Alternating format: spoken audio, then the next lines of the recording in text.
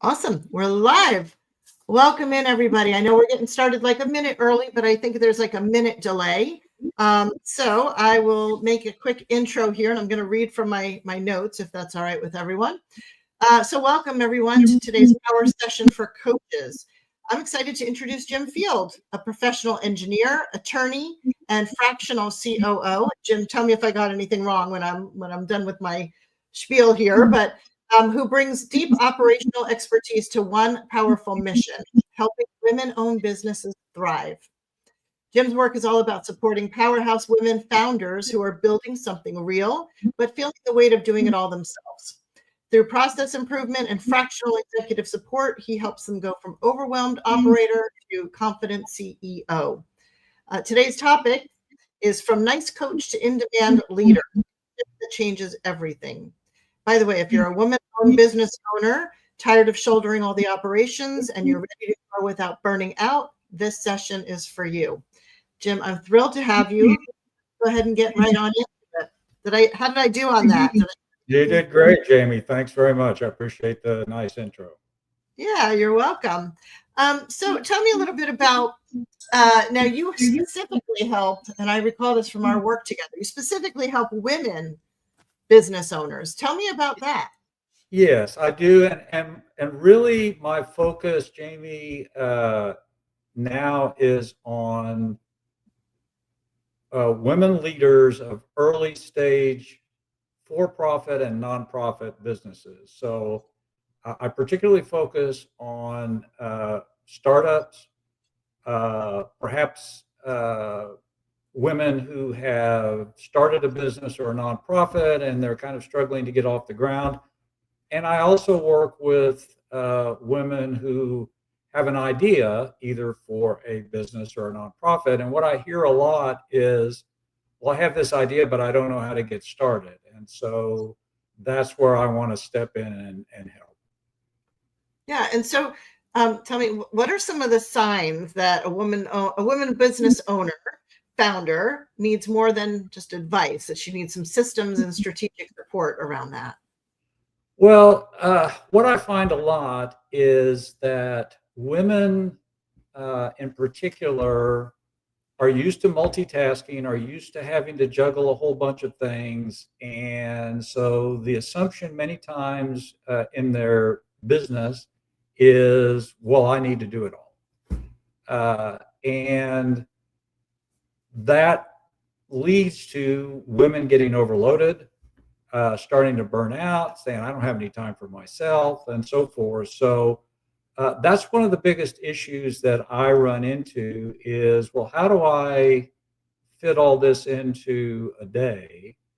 And a lot of times what that looks like is, well, we need to, just like you mentioned, systematize things. We need to make things repeatable, and we need to look at what we can offload.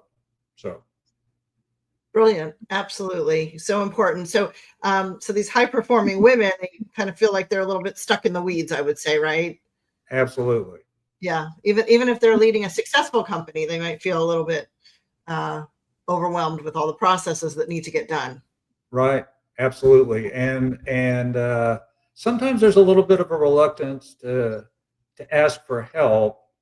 I think sometimes there's a feeling that, well, I should be able to do all this myself. Well, nobody can do everything themselves. So true. So true.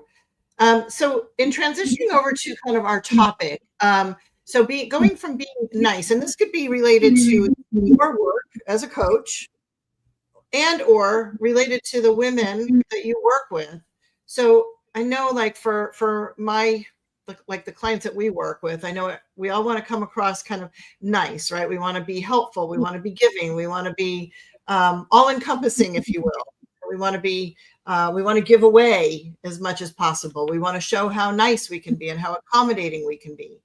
And I wonder if you could speak a little bit to your own kind of journey, if you will, and also for the women that you work with. Like, how do you go from being, or what's your stand on going from being like, all-encompassing kind of helpful person, nice person, to, I'm taking control here.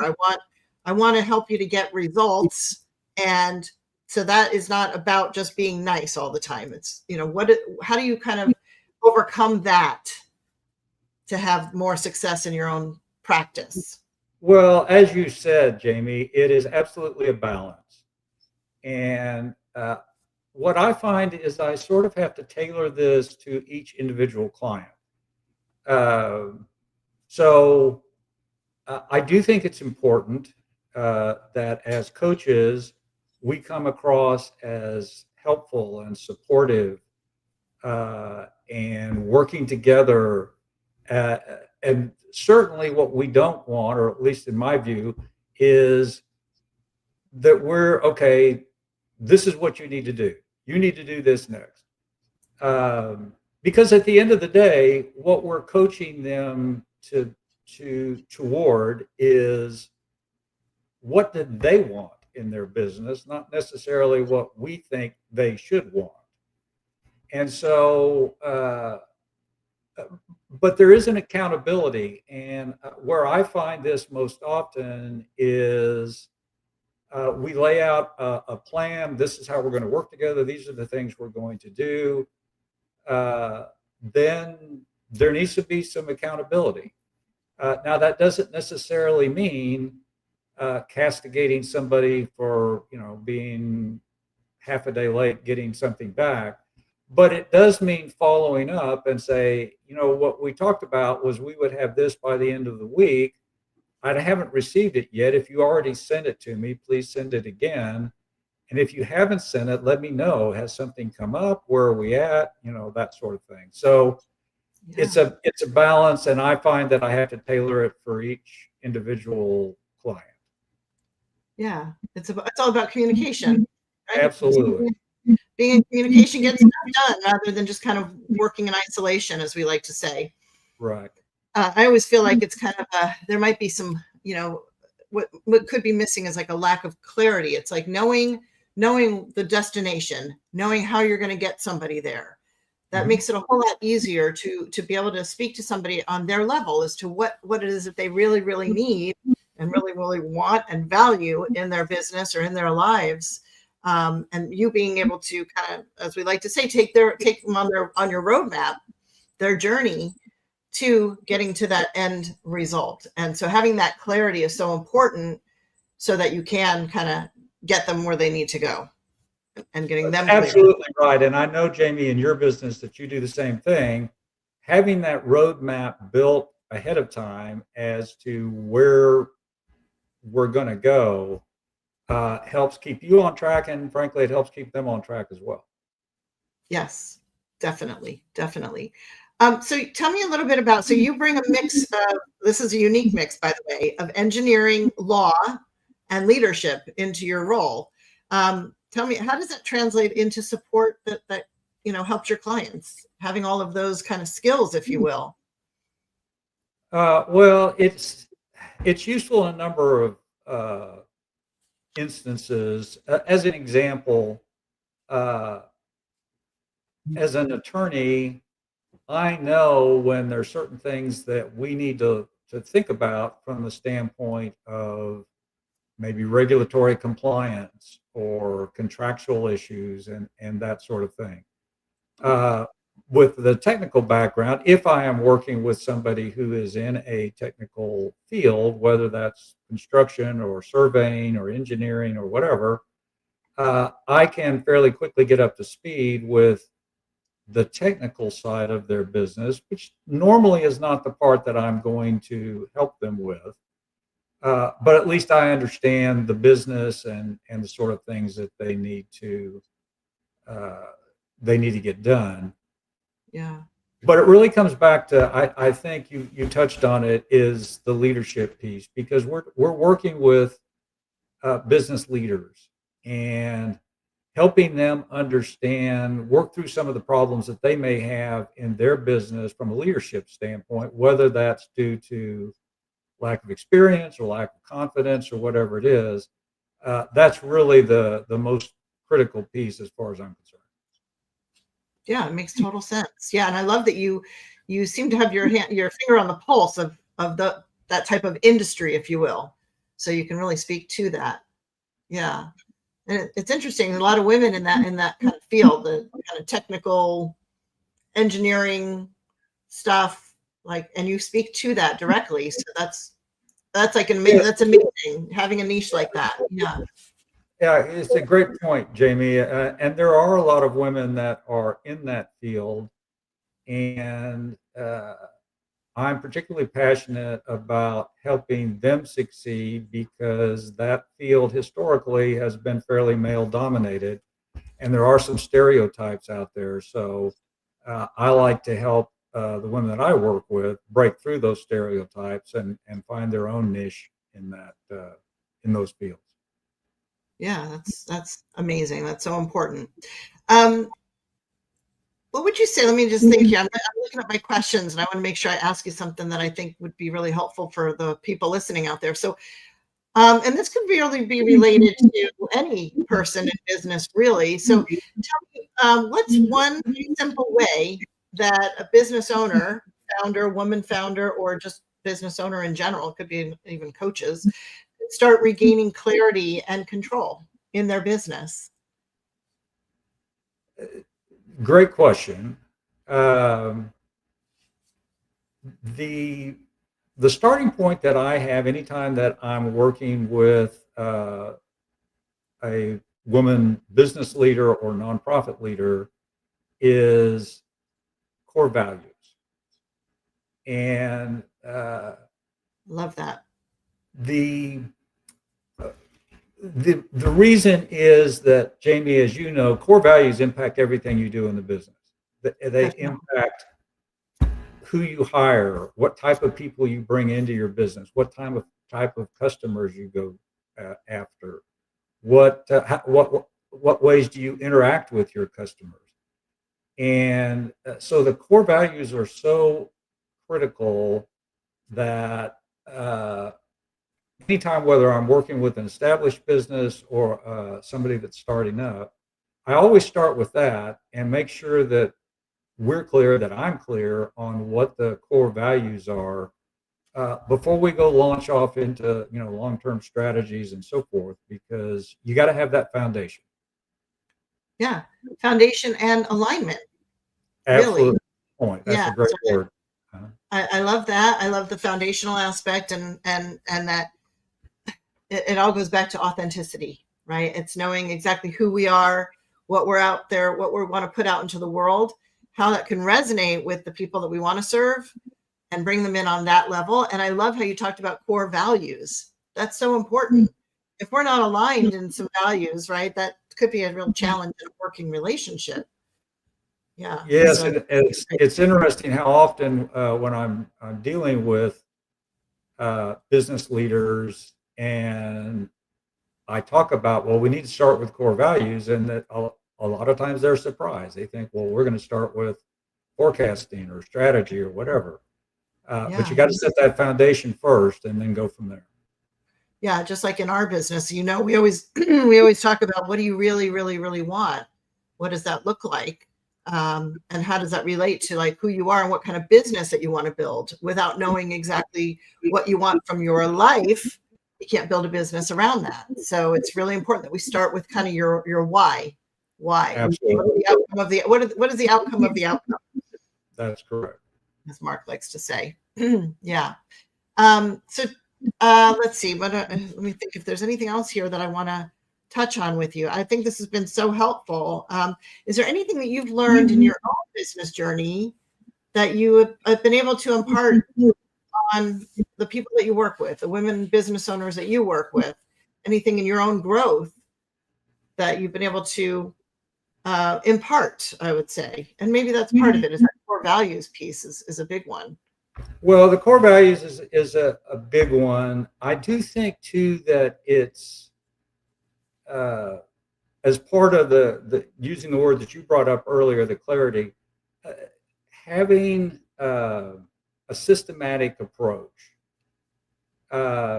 A lot of times, particularly if I'm dealing with solopreneurs and so forth, I know how I do this. Well, maybe you do and maybe you don't. And but part of the purpose of having a system, having repeatable ways for doing things, is it saves people time, in the very least, because they're not thinking, okay, this comes up, now how do I deal with this? You already have a system for doing that. And bringing kind of an overall systems approach helps to simplify things, helps to save time. And I'm not talking about, some detailed computerized process. Just having a repeatable way to do things, whether it's intaking a new customer or delivering a product or whatever it is, having some simple steps that you go through can save you time and let you focus on other things. So I'm sort of a systems person anyway, but that is one of the things that I try to help owners with in getting their businesses going, is getting those things systematized so that they can have a repeatable process. Yeah, and I love that, and it really kind of speaks to all of the oh God, the word just went out of my head. I had a great word for that. Where you know them better than they know themselves. Like, you understand, right, what their business could be needing. And so that's the important piece. And that speaks into the marketing.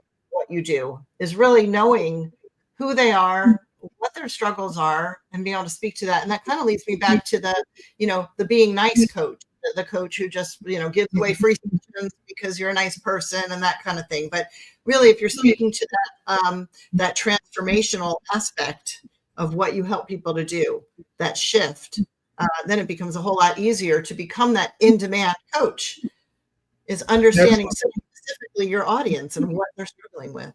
Yeah. Yes, and I appreciate that you're emphasizing understanding, because to me, for any coach, that is absolutely critical. Like I said earlier, it's not about projecting what we think this business ought to be. It's about understanding what they think it ought to be. Now, it does involve, as coaches, and this goes back to the being nice part as well, we do need to drill down far enough so that we're clear on that they're clear on what they want out of the business.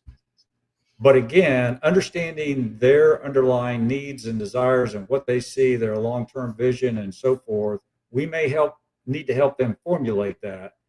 Yeah. But it's understanding where they want to be, and then we can devise a coaching practice that will help them to get there. Yeah. And I think back to kind of, knowing what questions to ask, knowing what questions to ask them so that you can elicit the response, right? And then be able to help them specifically with that thing, but asking the right questions so that they recognize that you have the solution that they're looking for. Mm-hmm. If we're just kind of generic in our offer and how we speak to people, it's not going to get the job done. But really asking the right questions, eliciting a response, and being able to speak to that response and saying, yeah, that's exactly, you're speaking my language. Yeah. No, you're right, Jamie. And it just came up with one of my clients today. It's also being sure that we're directing them to be clear. So, for example, I was working with a client. I had sent her, actually, we were working on core values, and she sent me a list and she said, these are my 5 core values. And they were fine. But I went back to her and said, okay, well, help me understand this. So one of the core values that she stated was legacy. I said, okay, help me understand what you mean by legacy. And my point here is that we need to be willing to dig deeper and not necessarily take the first response that we get, not because they're wrong, because again, this is her core value, not mine, right. But making sure that we understand, well, what does she mean by that? And then that will help me to better understand, okay, now I see what your vision is and so forth. So your using the word understanding, I think, is absolutely critical, because that sometimes does require some back and forth to be sure that we do understand. I love that. I love that you really clarified that in that statement, because you're right. Just saying, I want clarity. What does that mean to you? Like, I love that you dig into that with your clients and your potential clients. It's so important. Otherwise it's just a buzzword. It doesn't mean anything. So what does that look like?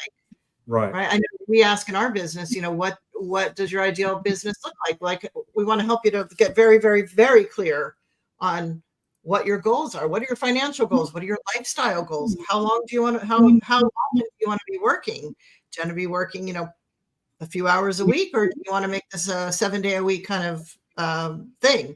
And if you don't clarify that, we can't help you to build that. So Right. it's in your line of work as well, as being able to go, okay, that's a good word. I like that word. I can relate to that word.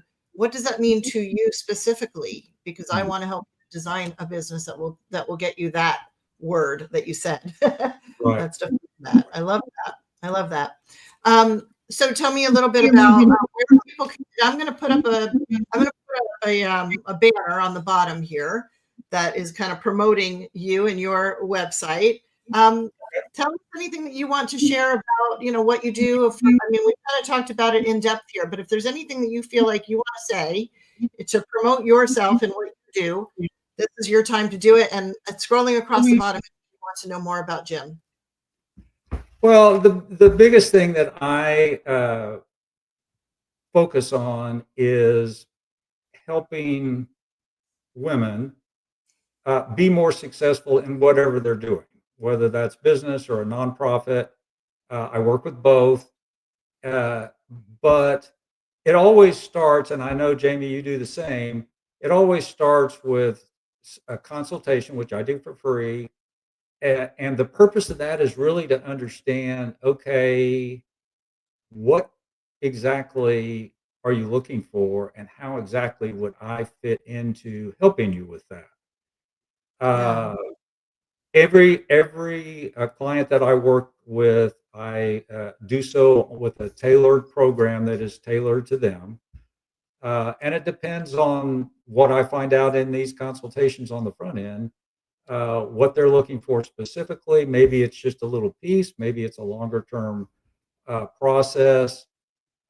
So having those free consultations, coming back to the word that you and I have already talked about, which is understanding. I really need to understand, well, what do they have in their mind? What's giving them a problem?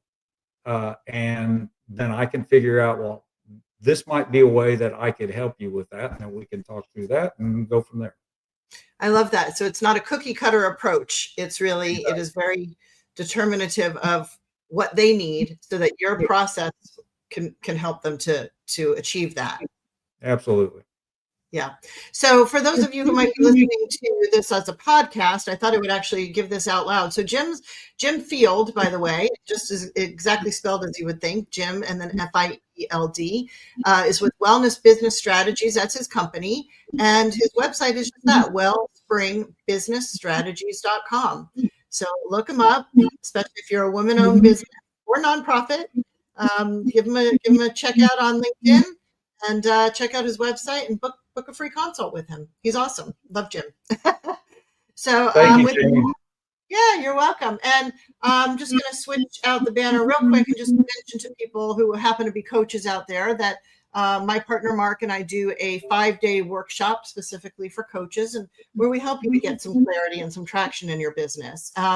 So we do it typically around once a month. The details you can find are upscaleyourbusiness.com/5-day-map. And that's our Monetize, Accelerate, Prosper workshop. So look forward to seeing you all there. And I will end the stream here. And Jim, hang for a moment, and we'll close with that. Thank you, everybody. Thank you.